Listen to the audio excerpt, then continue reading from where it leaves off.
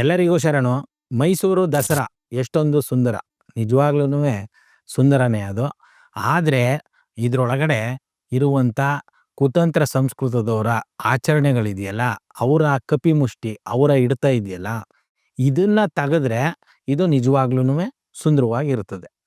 ಈಗ ಇದನ್ನ ಕೆಲವ್ರು ಏನ್ ಹೇಳ್ತಾ ಇದ್ದಾರೆ, ಇದು ಒಂದು ಧರ್ಮದ ಆಚರಣೆ. ಯಾವ ಧರ್ಮ ಅದು? ಇವ್ರು ಇವ್ರಿಗಿವ್ರೇ ಬರ್ಕೊಬಿಟ್ಟವ್ರೆ. ಅದಕ್ಕೇನಾದ್ರೂನುವೆ ನಾವು ಈ ಪದ ಸರಿ ಇಲ್ಲ ಅಂತಂದ್ರೆ ಅದಕ್ಕಾಗ್ಲೇ ಇನ್ನೊಂದು ಯಾವುದೋ ಸನಾತನ ಧರ್ಮ ಅಂದ್ಬಿಡೋದು, ವೈದಿಕ ಧರ್ಮ ಅಂದ್ಬಿಡೋದು, ತಿರ್ಗಾ ಹಿಂದೂ ಧರ್ಮ ಅಂದ್ಬಿಡೋದು, ಈ ಥರ ಹೇಳ್ತಾ ಹೋಗ್ತಾರೆ.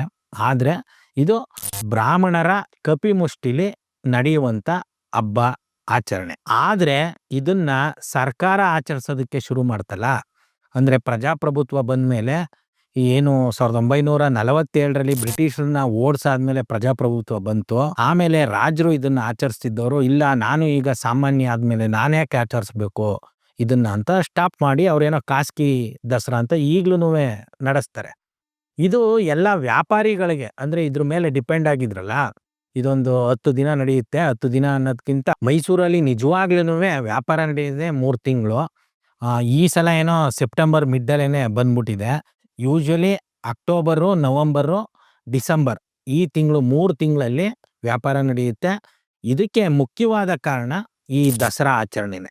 ಈ ದಸರಾ ಆಚರಣೆಯಿಂದ ಏನು ವ್ಯಾಪಾರಿಗಳು ವ್ಯಾಪಾರ ಮಾಡೋದಕ್ಕೆ ಒಂದು ದಾರಿ ಮಾಡ್ಕೊಂಡಿದ್ರು, ಇದು ಈ ದಸರಾ ಆಚರಣೆ ನಿಂತ ಮೇಲೆ ಸಂಪೂರ್ಣವಾಗಿ ಹೊಡೆತ ಬಿದ್ದ್ಬಿಟ್ಟಿತ್ತು. ಇದಕ್ಕೆ ಅವಾಗವಾಗ ರಾಜರನ್ನ ಕೇಳ್ಕೊಳ್ತಿದ್ರು, ರಾಜರು ಅದನ್ನ ನಿರಾಕರಿಸ್ತಿದ್ರು. ಆಮೇಲೆ ಏನು ದೇವರಾಜ ಅರಸು ಅವರು ಮುಖ್ಯಮಂತ್ರಿ ಆದ್ಮೇಲೆ ವ್ಯಾಪಾರಿಗಳೆಲ್ಲ ಅವ್ರಿಗೆ ಮನವೊಲಿಸಿ ಇದನ್ನ ಸರ್ಕಾರನೇ ಆಚರಿಸ್ಬೇಕು ಅಂತ ಶುರು ಮಾಡಿಸಿದೆ. 72ರಲ್ಲ 73ರಲ್ಲ ಇದು ಶುರು ಆಗಿದೆ ಮತ್ತೆ. ಆ ಸಂದರ್ಭದಲ್ಲಿ ಒಂದಷ್ಟು ಜನ ಹೋರಾಟಗಾರರು, ಈಗ ಇದ್ರೊಳಗಡೆ ರಾಜರು ಕೂತ್ಕೊತಿದ್ರು, ಈಗ ಹಂಗೆ ಕೂರಂಗಿಲ್ಲ ಯಾರುವೆ, ಇದಕ್ಕೆ ಕನ್ನಡ ತಾಯಿನ ಇಟ್ಬಿಟ್ಟು ನಾವು ಇದನ್ನ ನಾಡ ಹಬ್ಬವಾಗಿ ಮಾಡ್ಬೇಕು ಅಂತ ಮಾಡಿದ್ದಾರೆ. ಆದ್ರೆ ಈ ಕನ್ನಡ ತಾಯಿನ ಇಟ್ಟು ಮಾಡೋದಕ್ಕೆ ಯಾರು ಕೂಡ ಈ ಸರ್ಕಾರದಿಂದ ಈಗ ಬಿಡುಗಡೆ ಮಾಡುವಂಗೆ ಕೋಟ್ಯಾಂತರ ರೂಪಾಯಿ ಬಿಡುಗಡೆ ಮಾಡ್ತಿರ್ಲಿಲ್ಲ. ಒಂದ್ ಸಣ್ಣ ಅಮೌಂಟ್ ಏನೋ ಬಿಡುಗಡೆ ಮಾಡಿದ್ದಾರೆ, ಎಲ್ಲ ಜನ ಎಲ್ಲ ಹಾಕಿ ಮಾಡಬೇಕು ಅಂತ. ಆದ್ರೆ ಈ ಕನ್ನಡ ತಾಯಿ ಇಡೋದಕ್ಕೆ ಯಾರು ಕೂಡ ಫಂಡ್ ಕೊಟ್ಟಿಲ್ಲ ಅಂತೆ. ಆಮೇಲೆ ಯಾರೋ ಒಬ್ಬ ಸೇಟು ಅಲ್ಲಿ ಯಾವುದೋ ಒಂದು TVS ಫ್ಯಾಕ್ಟ್ರಿನೋ, ಇಲ್ಲ TVS ಫ್ಯಾಕ್ಟ್ರಿ ಅದು ತಮಿಳ್ನಾಡವ್ರದ್ದು, ಬೇರೆ ಯಾವುದೋ ಒಂದು ಫ್ಯಾಕ್ಟ್ರಿ ಇಟ್ಟಿದ್ದಂಥವ್ರು, ಮಾರ್ವಾಡಿನೋ ಸೇಟುನೋ, ಇವ್ರು ಏನು ಮಾಡಿದ್ದಾರೆ, ನೀವು ಚಾಮುಂಡಿ ತಾಯಿನ ಇಟ್ಬಿಟ್ರೆ ನಾವು ದುಡ್ಡು ಕೊಟ್ಬಿಡ್ತೀವಿ. ನೋಡಿ, ಅಲ್ಲೂನುವೆ ಕೂಡ ಈ ವೈದಿಕರೇ ಈ ಆಟನ ಆಡ್ಸಿರ್ತಾರೆ, ಅಂದ್ರೆ ಬ್ರಾಹ್ಮಣರೇ ಈ ಆಟನ ಆಡ್ಸಿರ್ತಾರೆ. ಈ ಜುಟ್ಟು ಸೇಟುಗಳಿದಾರಲ್ಲ, ಇವರ ಉದ್ದೇಶ ಏನು ಅಂತಂದ್ರೆ, ಯಾವುದೇ ಆಚರಣೆ ಆದ್ರೂ ಅವ್ರು ಅದನ್ನ ಕಪಿಮುಷ್ಟಿಗೆ ತಕೊಂಡು ವ್ಯಾಪಾರ ವ್ಯವಹಾರಗಳು ಅವರ ಕಪಿಮುಷ್ಟಿಲೇ ಇರಬೇಕು, ಜೊತೆಗೆ ಜನ ಬೇರೆ ಸಂದರ್ಭದಲ್ಲೂ ಅವರ ಕಪಿಮುಷ್ಟಿಲಿ ಇರಬೇಕು, ಆ ಥರ ಮಾಡ್ಕೊಳ್ಳೋದಕ್ಕೆ ಎಲ್ಲವನ್ನು ಬಳಸ್ಕೊಳ್ತಾರೆ. ಈಗ ಕನ್ನಡ ರಾಜ್ಯೋತ್ಸವನೂ ನೋಡಿ, ಕನ್ನಡ ತಾಯಿ, ಕನ್ನಡಮ್ಮ, ಕನ್ನಡಾಂಬೆ ಈ ಥರ ಬಳಸ್ತಿದ್ದನ್ನ ಭುವನೇಶ್ವರಿ ಅಂತ ಮಾಡ್ಬಿಟ್ಟಿದ್ದಾರೆ. ತಾಯಿ ಭುವನೇಶ್ವರಿ. ಈಗ ವಿಧಾನಸೌಧದ ಮುಂದೆ ಕೂಡ ಅದಕ್ಕೊಂದು ಸ್ಟ್ಯಾಚ್ಯೂ ಮಾಡ್ಬಿಟ್ಟು ಅದಕ್ಕೆ ಭುವನೇಶ್ವರಿ ಅಂತ ಬೇರೆ ಹೆಸರಿಟ್ಟಿದ್ದಾರೆ. ಆ ಪದನೇ ಗೊತ್ತಾಗುತ್ತೆ, ಅದೊಂದು ಸ್ಯಾನ್ಸ್ಕ್ರಿಟ್ ವರ್ಡ್ ಅಂತ. ಕನ್ನಡ ತಾಯಿ ಅನ್ನಕ್ಕೆ ಇವ್ರಿಗೆ ಬಾಯಿ ಬಿದ್ದೋಗುತ್ತಾ? ಕನ್ನಡಾಂಬೆ ಅನ್ನಕ್ಕೆ ಇವ್ರಿಗೆ ಬಾಯಿ ಬಿದ್ದೋಗುತ್ತಾ? ಇದೇ ಕನ್ನಡ ತಾಯಿ ಕನ್ನಡಾಂಬೆ ಅಂತ ಹೇಳಿದಿದ್ರೆ, ನಾವೇನು ಜನಸಾಹಿತ್ಯ ಸಮ್ಮೇಳನ ಅಂತ ಮಾಡಿದ್ವಿ 2023ರಲ್ಲಿ, ಅದರಲ್ಲಿ ಬಾನು ಮುಸ್ತಾಕ್ ಅವರು ಅಧ್ಯಕ್ಷರಾಗಿದ್ರು. ಅವ್ರು ಹೇಳಿದ್ರಲ್ಲಿ ಯಾವುದೇ ತಪ್ಪು ಇಲ್ಲ. ಅದನ್ನ ನೀವು ಯಾವುದೋ ಒಂದು ಜಾತಿಯವರು ಆಚರಿಸುವ ದೇವರುಗಳಿಗೆ ಸೀಮಿತ ಮಾಡಿದ್ರೆ ಕನ್ನಡನ ಬೇರೆಯವರು ಹೆಂಗೆ ಆಚರಿಸ್ಬೇಕು ಅಂತ ಹೇಳಿದ್ದು. ಇಲ್ಲಿ ಮತ್ತೆ ಇವ್ರು ಏನ್ ಮಾಡ್ತಾರೆ, ಈ ಬ್ರಾಹ್ಮಣರು ನಮ್ದು ಜಾತಿ ಅಂತ ಹೇಳ್ಕೊಳ್ಳೋದಕ್ಕೆ ಅವರು ರೆಡಿ ಇರಲ್ಲ. ಯಾವಾಗ ಅಂತಂದ್ರೆ ಈ ರೀತಿಯ ವಿಚಾರಗಳಲ್ಲಿ. ಆದ್ರೆ ಬೇರೆ ಸಂದರ್ಭಗಳಲ್ಲಿ ನೀವು ಬೇಕಾದ್ರೆ ನೋಡಿ, ಬ್ರಾಹ್ಮಿನ್ಸ್ ತಟ್ಟೆ ಇಡ್ಲಿ, ಬ್ರಾಹ್ಮಿನ್ಸ್ ಕೆಫೆ, ಬ್ರಾಹ್ಮಣರು ಹೋಟ್ಲು, ಬ್ರಾಹ್ಮಣರು ಪುಳಿಯೋಗರೆ, ಈ ಥರದ್ದನ್ನೆಲ್ಲ ಅವ್ರ ವ್ಯಾಪಾರಕ್ಕೆ ಹೆಂಗೆ ಅನುಕೂಲ, ಅವ್ರಿಗೆ ಅಪಾಯ ಬಂದ ತಕ್ಷಣನೇ ಇಂದು ನಾವೆಲ್ಲ ಒಂದು ಅನ್ನುವಂಥ ವಿಚಾರನ ಫ್ಲೋಟ್ ಮಾಡ್ತಾರೆ. ಹಾಗಾಗಿ ಬಾನು ಮುಸ್ತಾಕ್ ಅವರು ಹೇಳಿರೋದ್ರಲ್ಲಿ ಯಾವುದೇ ರೀತಿಯ ತಪ್ಪಿಲ್ಲ. ಹಾಗಂತ ಈ ಸರ್ಕಾರ ಈಗ ಮಾಡಿರೋದು ನಿಜವಾಗ್ಲೂ ಸರಿ ಇದೆಯಾ ಅಂದ್ರೆ ಖಂಡಿತವಾಗ್ಲೂ ಸರಿ ಇಲ್ಲ. ಅವ್ರನ್ನ ಅಧ್ಯಕ್ಷರನ್ನಾಗಿ ಮಾಡಿ ಅಂತ ಕೇಳ್ಕೊಂಡಿದ್ದು ಸಾಹಿತ್ಯ ಸಮ್ಮೇಳನಕ್ಕೆ. ಅದಕ್ಕೆ ಏನು ಸಾಹಿತ್ಯ ಪರಿಷತ್ತಿನ ಅಧ್ಯಕ್ಷರು ಅನೌನ್ಸ್ ಕೂಡ ಮಾಡಿದ್ರು ಅವ್ರ ಹೆಸರನ್ನ. ಅವ್ರು ಅನೌನ್ಸ್ ಮಾಡಿದ್ದು ಅವ್ರ ಮೇಲೆ ಅಟ್ಯಾಕಿಂಗ್ ಇತ್ತಲ್ಲ, ಅದನ್ನ ತಪ್ಪಿಸ್ಕೊಳ್ಳೋದಕ್ಕೋಸ್ಕರ ಅಂತ ಎಲ್ರಿಗೂ ಗೊತ್ತಿದೆ.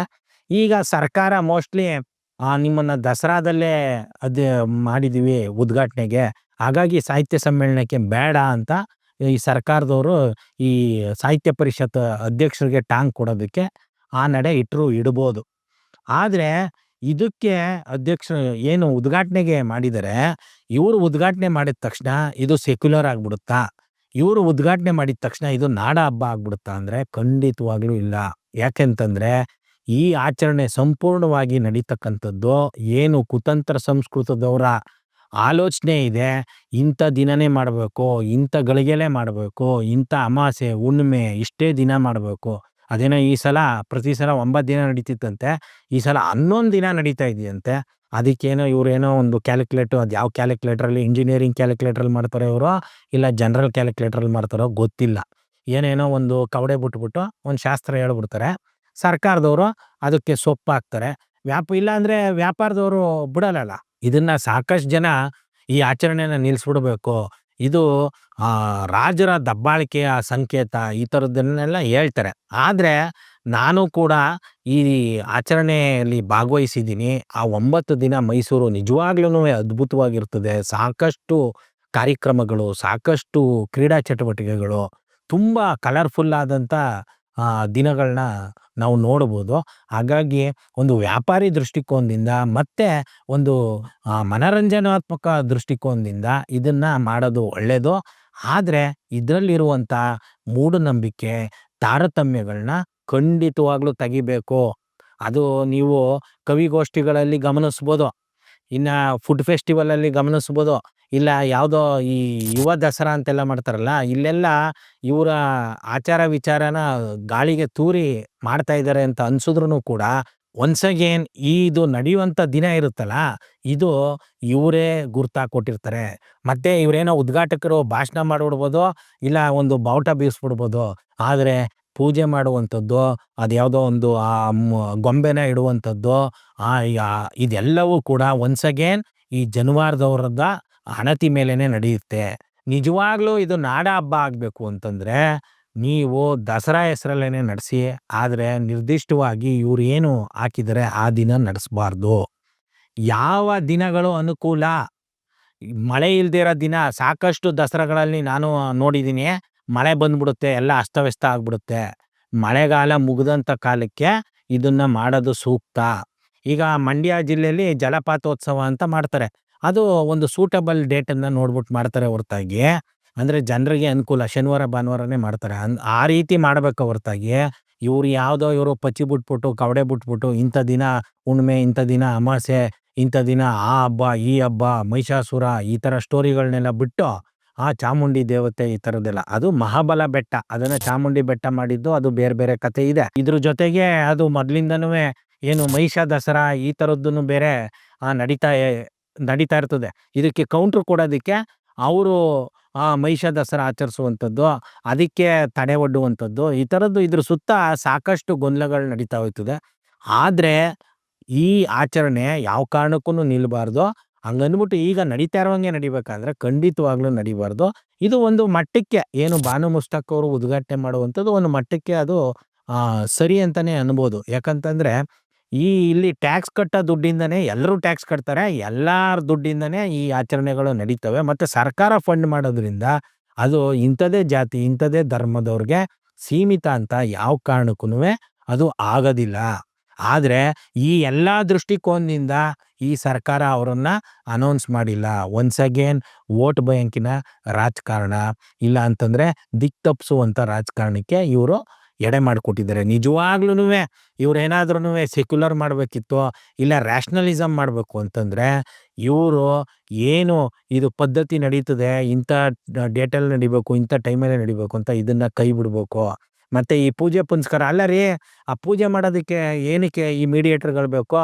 ಇಷ್ಟಿಷ್ಟಪ್ಪ ಹೊಟ್ಟೆ ಬಿಟ್ಕೊಂಡು ತುಪ್ಪ ಎಲ್ಲ ಗೋರ್ಕೊಂಡು ಅವ್ರಿಗೆಷ್ಟು ಪ್ಯಾಕೇಜು, ನೀವು ಬೇಕಾದರೆ ಆ ಪಟ್ಟಿನ ತಗೊಳ್ಳಿ. ನೀವು ಈ ಆನೆನ ತಿನ್ನಿಸಿ ಹೆಂಗೆ ಪಳಗಿಸ್ತಾರೆ ಅದಕ್ಕಿಂತ 10 ಪಟ್ಟು ದುಡ್ಡನ್ನ ತಿಂತಾರೆ ಇವರು. ಒಂದಷ್ಟು ಜನ ಪೂಜಾರಿಗಳಿರ್ತಾರಲ್ಲಿ, ಇವರೆಲ್ಲ ಯಾವ ಕ್ಯಾಸ್ಟಿಗೆ ಸೇರಿದವರು? ಇವರೆಲ್ಲ ಕನ್ನಡ ಅಭಿವೃದ್ಧಿ ಮಾಡ್ತಾರ? ನಾಡ ಹಬ್ಬ ಅಂತ ಹೆಂಗೆ ಕರಿತಾ ಇದ್ದೀರಿ ನೀವು? ಇಲ್ಲ ಅಂತಂದ್ರೆ ಈ ಏನು ಚಿನ್ನದ ಅಂಬಾರಿ ಇದೆ ಇದ್ರೊಳಗಡೆ ಕನ್ನಡ ನಾಡಿನ ಮ್ಯಾಪ್ ಏನಾದ್ರು ಇಡ್ತಾ ಇದ್ದೀರಾ? ಜನರಿಗೆಲ್ಲ ಕನ್ನಡ ನಾಡು ನುಡಿ ಬಗ್ಗೆ ನೀವು ವೈಚಾರಿಕತೆನ ಮೂಡಿಸ್ತಾ ಇದ್ದೀರಿ ಅಂತ ಹೇಳೋದಿಕ್ಕೆ, ಇದನ್ನ ನಾಡಹಬ್ಬ ಅಂತ ಹೇಳೋದಿಕ್ಕೆ.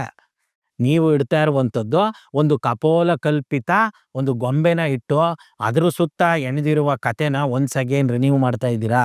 ಆ ಕತೆ ಪ್ರಕಾರ ಏನಾಗುತ್ತೆ, ಬ್ರಾಹ್ಮಣ ಅನ್ನುವಂಥವನೇ ಶ್ರೇಷ್ಠ, ಇನ್ನು ಉಳಿದವರೆಲ್ಲ ಅವರ ಅಡಿಯಾಳು, ಹೆಣ್ಮಕ್ಳು ಅಂತಂದ್ರೆ ಅವರು ಕೀಳು. ಈ ಥರದ್ದೇ ಆ ಒಂದು ಕತೆ ಹೇಳುವಂಥದ್ದು. ನೀವು ಕೇಳ್ಬೋದು, ಆ ಕಥೆಲಿ ಎಲ್ಲಿದೆ, ಆ ಕಥೆಲಿ ಮಹಿಷಾಸುರನ ಸಾಯಿಸೋದಲ್ವ ಅಂತ. ಇದ್ರ ಹಿಂದೆ ಹೋಗಿ ಸ್ವಾಮಿ, ನೀವು ಬರೀ ಮೇಲ್ನೋಟಕ್ಕೆ ಹೇಳ್ಬಿಟ್ರೆ ಇದು ಅದ್ರ ಹಿಂದೆ ಹೋಗಿ ಏನು ಇದು, ಪೂಜೆ ಮಾಡುವಂಥವ್ರು ಯಾರು, ಅಲ್ಲಿ ಪೂಜೆ ಮಾಡುವಾಗ ಏನು ಕಂಡೀಷನ್ನು, ಅಲ್ಲಿ ಯಾವ ಯಾವ ಜಾತಿಯವ್ರಿಗೆ ಯಾವ್ಯಾವ ಸ್ಥಾನಮಾನ ಇದೆ, ಇದನ್ನೆಲ್ಲ ನೋಡ್ಬೇಕಲ್ಲ. ಸುಮ್ಮನೆ ಬರೀ ಮೇಲ್ಪದ್ರಗಳನ್ನ ನೋಡ್ಕೊಂಡು ಆ ಮೇಲ್ಮೈ ವಿಚಾರಗಳನ್ನ ತಿಳ್ಕೊಂಡು ನಾವು ಮುಂದುವರಿತಾ ಇರೋದ್ರಿಂದ ಇವೆಲ್ಲವೂ ನಡೀತಾ ಇರೋದು. ಹಾಗಾಗಿ ಈ ದಸರಾ ಅನ್ನುವಂಥದ್ದು ನಡಿಬೇಕು, ಆದರೆ ಈಗ ನಡೀತಾ ಇರೋದ್ರಲ್ಲಿ ಸಾಕಷ್ಟು ಮಾರ್ಪಾಡಾಗಬೇಕು. ಇದು ನಡಿಬೇಕಾಗಿರೋದು ಕನ್ನಡ ನಾಡು ನುಡಿ ಮತ್ತು ಎಲ್ಲ ರೀತಿಯ ಸಮಾನತೆ ಬೆಳೆಸುವ ಉದ್ದೇಶದಿಂದ ನಡಿಬೇಕು. ಮತ್ತು ವ್ಯಾಪಾರಿ ದೃಷ್ಟಿಯಿಂದ, ಬಿಸ್ನೆಸ್ ದೃಷ್ಟಿಯಿಂದ ಇದು ನಿಜವಾಗ್ಲೂ ಒಂದು ಒಳ್ಳೆಯ ಬೆಳವಣಿಗೆ, ಒಳ್ಳೆಯ ಆಚರಣೆ. ಹಾಗಾಗಿ ಇದರಲ್ಲಿ ಇಷ್ಟೊತ್ತು ನಾವೇನು ಹೇಳಿದ್ವಿ, ಈ ಒಂದು ಚಾಮುಂಡಿ ಅನ್ನುವಂಥ ಒಂದು ಗೊಂಬೆನ ತೆಗೆದು ಅದರಲ್ಲಿ ಕನ್ನಡ ನಾಡಿನ ಮ್ಯಾಪ್ ಇಡಬೇಕು. ಅದ್ರ ಮೂಲಕ ಆಮೇಲೆ ಪೂಜೆ ಮಾಡೋದಕ್ಕೆ ಯಾವುದೇ ಮೀಡಿಯೇಟರ್ ಬೇಡವೇ ಬೇಡ. ಯಾರಿಗೆ ಪೂಜೆ ಮಾಡ್ಬೇಕು ಅನ್ಸುತ್ತೋ, ಯಾರಿಗೆ ನಮಾಜ್ ಮಾಡ್ಬೇಕು ಅನ್ಸುತ್ತೋ, ಯಾರು ಇಲ್ಲ ಅವ್ರೇನೋ ಪ್ರೇಯರ್ ಅಂತ ಹೇಳ್ತಾರಲ್ಲ ಆ ಥರ ಮಾಡ್ಬೇಕು ಅನ್ಸುತ್ತೋ ಆ ಥರ ಮಾಡ್ಕೋತಾರೆ. ಈ ಅಲ್ಲಿ ಪೂಜೆ ಮಾಡೋದಕ್ಕೆ ಯಾವುದೇ ಮೀಡಿಯೇಟರ್ ಇಡ್ದೇನೆ ಇದನ್ನ ಮಾಡಿದಾಗ ಮಾತ್ರನೇ ಇದು ನಾಡ ಹಬ್ಬ. ಇಲ್ಲ ಅಂತಂದ್ರೆ ನಾಡ ಹಬ್ಬದ ಹೆಸರಲ್ಲಿ ನೀವು ಒನ್ಸ್ ಅಗೇನ್ ಆನೆಗಳಿಗೆ ಹೆಂಗೆ ಕೊಬ್ಬಿಸ್ತಿರೋ ಆ ರೀತಿ ಈ ಸಂಸ್ಕೃತದ ಟೆರರಿಸ್ಟ್ಗಳನ್ನ ಕೊಬ್ಬಿಸ್ತಾ ಇದ್ದೀರಿ ಅಂತ ಹೇಳ್ತಾ ಶರಣು. Thank you.